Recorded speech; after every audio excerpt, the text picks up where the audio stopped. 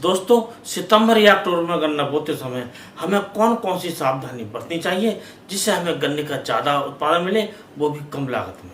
तो इस प्रकार आज बिंदुवार चर्चा करेंगे कि किस प्रकार हम इस समय गन्ना बोने से ज़्यादा उत्पादन ले सकते हैं।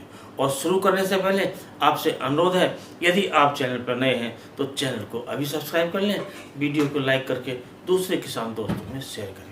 तो दोस्तों, सबसे पहले जो हमें सावधानी बरतनी है वो बरतनी है समय की, अर्थात जो गन्ना बोने का जो समय है, इस समय जो गन्ना बोया जाता है वो बोना चाहिए हमें 15 सितंबर से 15 अक्टूबर के बीच। इस समय जो टेम्परेचर होता है, जो इस समय समय होता है, ये काफ़ी अच्छा होता है और इस समय गन्ना बोने से हमारा जो जमाव है वो ज़्यादा मिलता है।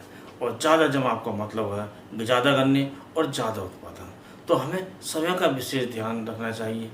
मौसम के अनुसार, टेम्परेचर के अनुसार थोड़ा आगे पीछे हो सकता है, लेकिन हमें समय का विशेष ध्यान रखना चाहिए।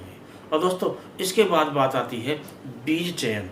हमें बीज का चयन इस प्रकार करना चाहिए कि जो हम वैरायटी बो रहे हैं उसमें रोग नहीं आते हों और जिस खेत से हम बीज ले रहे हैं उसमें रोग नहीं आए हों। तो इस प्रकार हमें बीज का चयन करना चाहिए। जैसे गन्ना 0238 है, उसमें कई रोग आने लगे हैं, उसकी जगह हम दूसरे बीज भी बो सकते हैं। जैसे 13235 है, 14201 है या 15023 है। इस प्रकार कई नई वैरायटियाँ आ गई हैं, जो भी आपको मिल जाए उसे आप बो सकते हैं।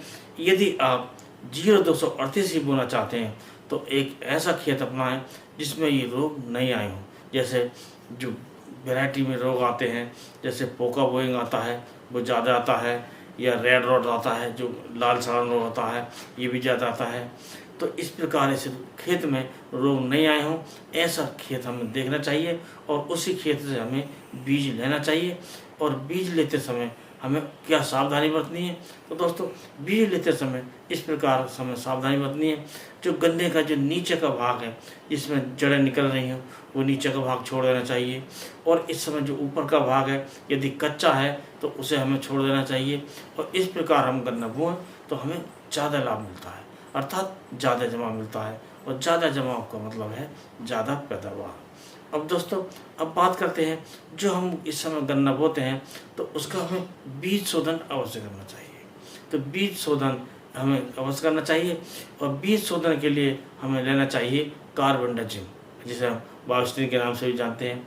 तो कार्बेंडाजिम की 1 ग्राम प्रति लीटर मात्रा में पानी में घोलकर हमें इसका बीज उपचार करना चाहिए। और बीज को कम से कम 15 मिनट हमें डुबो कर रख देना चाहिए।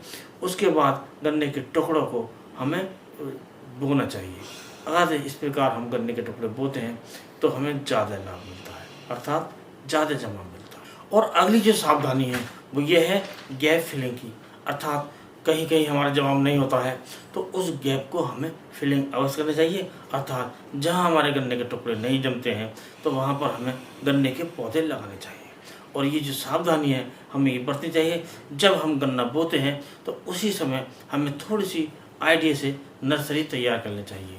और जब ये नर्सरी करीब 30 दिन की हो जाए तो उसे हमें रोप देना चाहिए, जिससे खाली स्थान भर जाएंगे। और खाली स्थान भरने से मतलब है कि हमें ज़्यादा उत्पादन मिलेगा। और दोस्तों, इसके बाद अगली जो सावधानी हमें बरतनी है उन किसान भाइयों को बरतनी है जो हमारे गन्ने में दूसरी फसल लेते हैं, अर्थात अंतर फसल लेते हैं, सह फसली करते हैं। तो वो सह फसली की फसलें इस प्रकार की होनी चाहिए कि जिनकी लंबाई ज़्यादा नहीं होनी चाहिए। यदि हम सरसों की बुवाई करते हैं तो सरसों छोटी होनी चाहिए, कम बढ़ने वाली चाहिए। यदि हम पीली सरसों की बुवाई करें तो हमें ज़्यादा लाभ मिलता है, क्योंकि ये पीली सरसों होती है इसकी लंबाई कम होती है। यदि आप काली सरसों बोना चाहते हैं तो उसकी वैरायटी आप देखें, जो कम बढ़ने वाली होती हैं उनका ही चुनाव हम करें। और जो दूसरी फसल हम करते हैं, कुछ किसान भाई हमारे गेहूं की फसल करते हैं इसमें, तो उसमें भी इस प्रकार की प्रजातियां देखें जो कम बढ़ती हैं, उनका ही चयन करें। या दूसरी फसल जो हम करते हैं, हम चाहे सब्जी की फसल करें या दूसरी फसल करें, इस प्रकार की फसलें करें जिसकी लंबाई कम होती है। अर्थात जो हमारा गन्ना है और जो दूसरी फसल है उसमें ज़्यादा प्रतिस्पर्धा ना हो और उसका प्रभाव हमारे गन्ने की फसल पर ना पड़े, और दूसरी फसल हमें मिल जाए लेकिन गन्ने पर प्रतिकूल प्रभाव ना पड़े और हमें ज़्यादा से ज़्यादा उत्पादन मिल सके। तो इस प्रकार हमें विभिन्न सावधानी बरत कर अपने गन्ने से ज़्यादा उत्पादन लेना चाहिए। तो दोस्तों आज के वीडियो में बस इतना ही। अगले वीडियो में नया टॉपिक लेकर फिर मिलते हैं, तब तक के लिए नमस्कार।